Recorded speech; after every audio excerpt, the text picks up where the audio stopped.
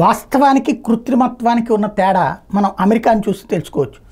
Last elections ముందు ట్రంప్ని కృత్రిమంగా విలన్ని చేశారు, బైడెన్ని కృత్రిమంగా హీరోని చేశారు. Media, social media, mouth publicity, దాని ద్వారా ట్రంప్ను ఒక రాక్షసుడిగా, వాస్తవంగా నల్ల జాతీయులకి ట్రంప్ వచ్చిన తర్వాతనే అద్భుతమైనటువంటి మార్పులు తీసుకొచ్చాడు. అట్లాంటి ట్రంప్ని విలన్గా చూపించారు. అంతకుముందు బైడెన్ల పార్టీ వాళ్ళు ఉన్నటువంటి సందర్భంలో ఏవైతే తప్పులు చేశారో దాన్ని కవర్ చేస్తూ చేసుకొచ్చారు. ఏంటి అంటే కోటీశ్వర్లైనటువంటి వాళ్ళు, అపర కోటీశ్వర్లైనటువంటి వాళ్ళు ట్రంప్ తమ మాట వినడు, బైడెన్ అయితే పప్పెట్ తమ చెప్పినట్టు వింటాడు అన్నటువంటిది. ఆయుధ ఫ్యాక్టరీల యజమానుల దగ్గర నుంచి కార్పొరేట్ శక్తులు సృష్టించినటువంటి ఒక మనిషి బైడెన్. దానికి తగ్గట్టే ట్రంప్ ఉన్న టైంలో యుద్ధాలు ఏమైనా నడిచినాయా? ఎక్కడికక్కడ యుద్ధాన్ని తొక్కి నారదీశాడు. ఎవరిని యుద్ధానికి పోనీలా. రష్యా ఉక్రెయిన్ని యుద్ధానికి పోనీలా, ఇజ్రాయెల్ హమాస్ వారిని నడవనీలా, ఎక్కడికక్కడ కంట్రోల్ చేసుకొచ్చాడు.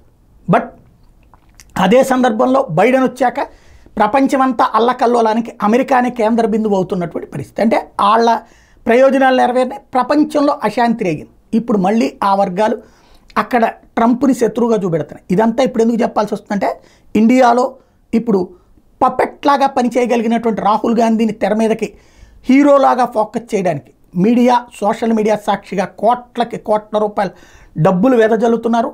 కొత్తగా పుట్టుకొచ్చినటువంటి హ్యాండిల్స్ పెద్ద ఎత్తున కథ నడుపుతున్నాయి. రాహుల్ గాంధీ వాయనాడ్ ఆ రోజున వెళ్ళలేకపోయాడు.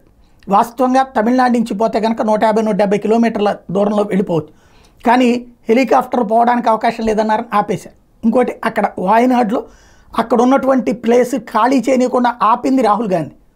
అలాగే లోకల్గా ఉన్నటువంటి కమ్యూనిస్టులు కూడా ఇవాళ వాళ్ళు చనిపోయిన తర్వాత ఇప్పుడు వచ్చి ఈ టైంలో మనకేమీ వద్దు, మనమేం మాట్లాడద్దు లాంటిది, అయ్యో చూడండి ఎంత బాగా మాట్లాడుతున్నాడు రాహుల్ గాంధీ అన్నట్టు. బట్ వాళ్ళ ప్రాణాలు పోయిన తర్వాత కూడా అబద్ధాలని నిజాలుగా ప్రొజెక్ట్ చేయడం అన్నట్టు.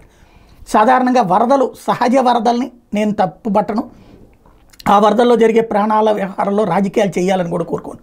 కానీ ఇక్కడ చూస్తుంటే క్రమంగా కనబడుతున్నది ఏంటంటే రోజు రోజుకి ఇప్పుడు ఏదైతే ఈడీ గురించి, ఈడీ నా మీదకి వస్తుంది అంటే ఎత్తుగడ, ఈడీ వాళ్ళు రేపు పొద్దున కేసును మూవ్ కాకముందే ఆపుకునేటటువంటి ప్రయత్నం. ఓవరాల్గా రాహుల్ని తెర వెనక నుండి నడిపిస్తున్న శక్తులు అది చైనానా, సోరోసా అన్నది, లేదా ఇద్దరు కలిసి చేస్తున్నారా అన్నది మాత్రం తెలియదు. కానీ వ్యూహాత్మకంగా అడుగులు వేస్తున్నారు.